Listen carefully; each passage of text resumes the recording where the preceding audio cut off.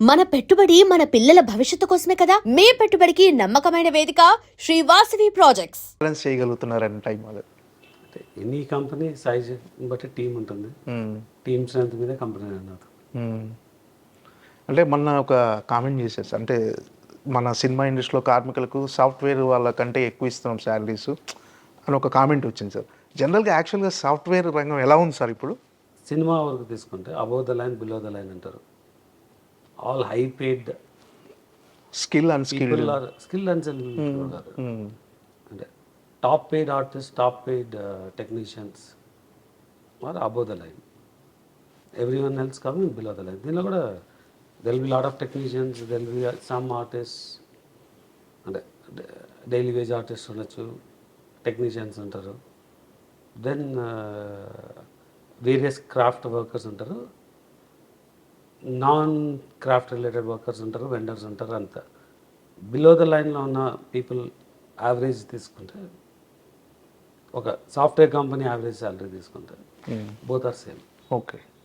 ఇక్కడ 3 lakhs నుంచి టిపికల్గా IT కంపెనీలో అంటే అబౌవ్ ద లైన్ తీసేస్తా, అంటే 1 crore 50 lakhs, 75 lakhs, 2 crores ఉన్న ఎంప్లాయీస్ కొంతమంది ఉంటారు.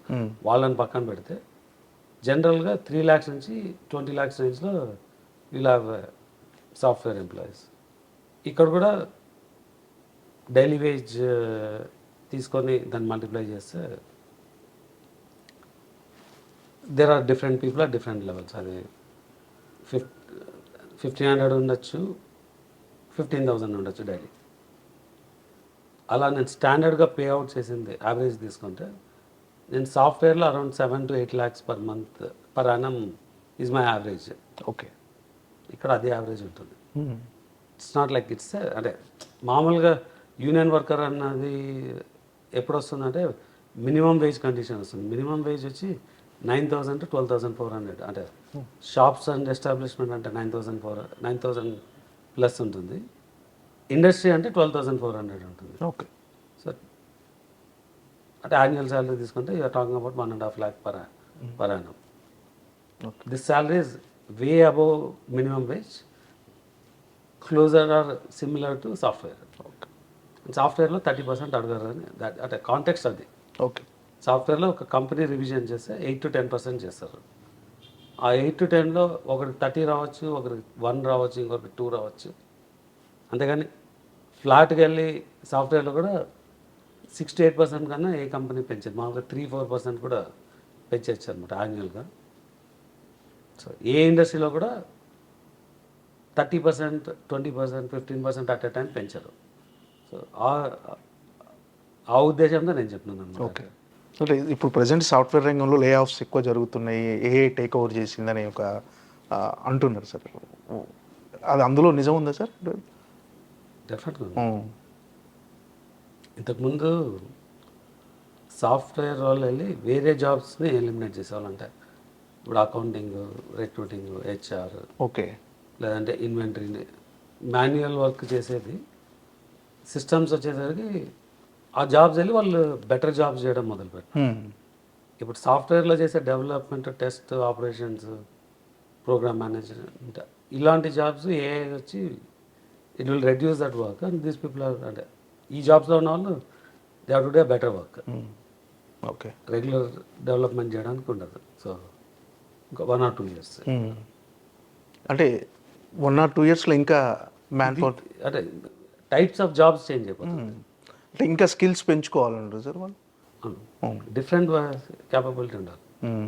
ఇంతకుముందు డే బుక్, లెడ్జర్ బుక్లో రాసి రిపీటెడ్గా రాసేవాళ్ళు సిస్టంలో ఒకసారి ఎంటర్ చేస్తే అన్నీ ప్రిపేర్ అయిపోతాయి.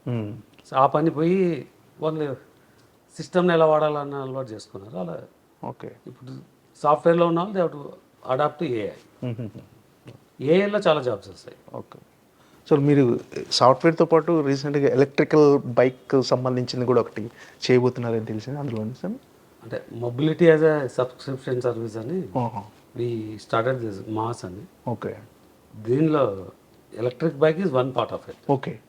సో దీనిలో అంటే it's much larger ecosystem మేము డెవలప్ చేస్తున్నది. సో దానిలో we design and build ground up electric bike అంటే బిగ్ ఇండస్ట్రీ సార్ అది కూడా సపరేట్గా. We're targeting to be very large ecosystem, అంటే ఒక 1 million to 25 million సబ్స్క్రైబర్స్తో we want run this mobility system. Okay. ఏం సార్ రాజా సాబ్ ఎక్కడి వరకు వచ్చింది sir? Raja Saab waiting Prabhas fans Raja అంతా. Saab mostly by mid October shooting అయిపోతుంది. అంటే పాటలు పెండింగ్ ఉన్నాయి, పాటలు we're filming in next 3-4 weeks. VFX work maybe end of October mid నవంబర్కి అయిపోతుంది.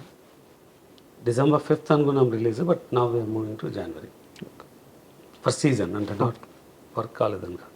మొన్న టీజర్కి మంచి రెస్పాన్స్ వచ్చింది సార్. అంటే ఆ రోజు నుంచి మొత్తం అంటే వర్క్ క్వాలిటీ చాలా మంచి క్వాలిటీతో అవుట్పుట్ ఆ టీజర్ అయింటూ చూపించారు. గ్రాఫిక్స్ అనేవి కానీ విఎఫ్ఎక్స్ మీ సొంత కంపెనీ చేస్తుంది సార్ ఇప్పుడు? మీరు మిరా అయితే మొత్తం సార్ కొంతమంది యుఎస్ కెనడా నుంచి ఎక్స్పర్ట్స్ పెట్టుకొని చేసాం. రాజాసాబ్లో కొన్ని పోర్షన్స్ అవుట్ సైడ్ స్టూడియోస్ చేసింది.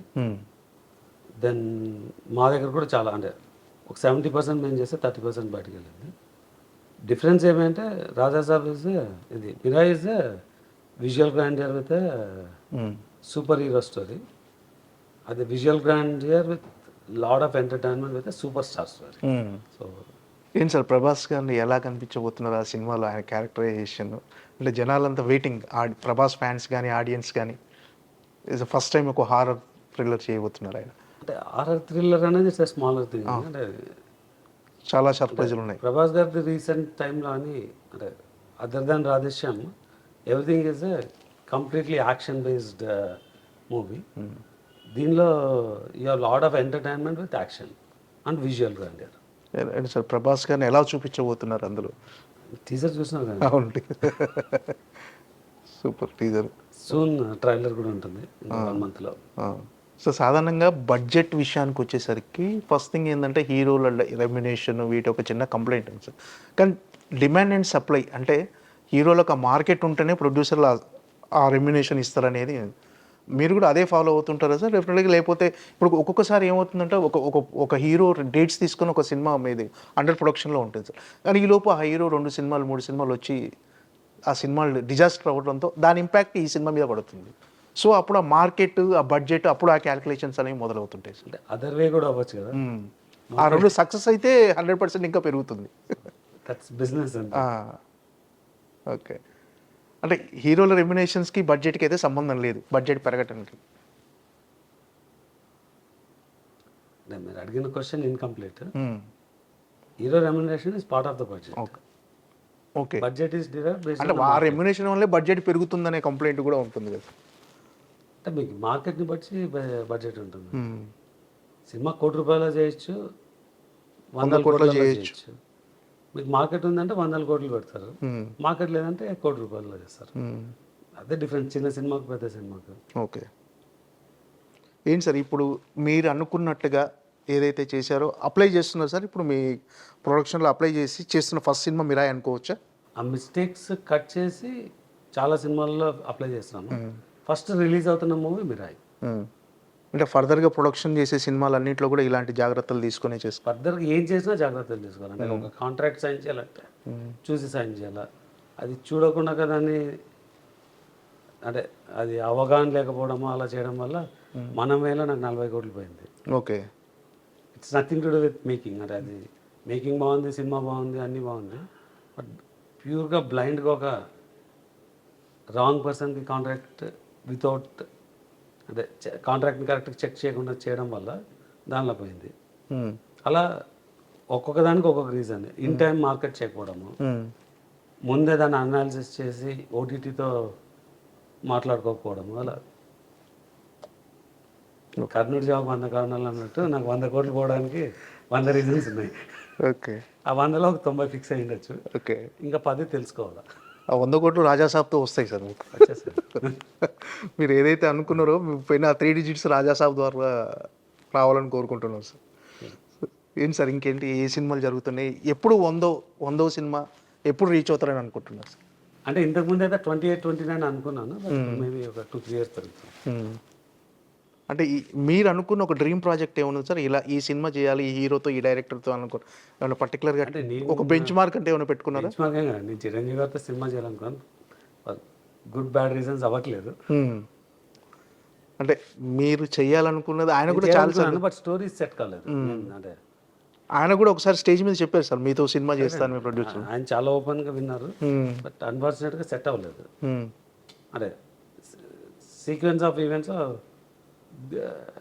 నేను హరిశంకర్తో ఒక సినిమా పిచ్ చేశాను. అది ఇన్ టైం స్టోరీ కంప్లీట్ అవ్వలేదు, నెరేషన్ అవ్వలేదు.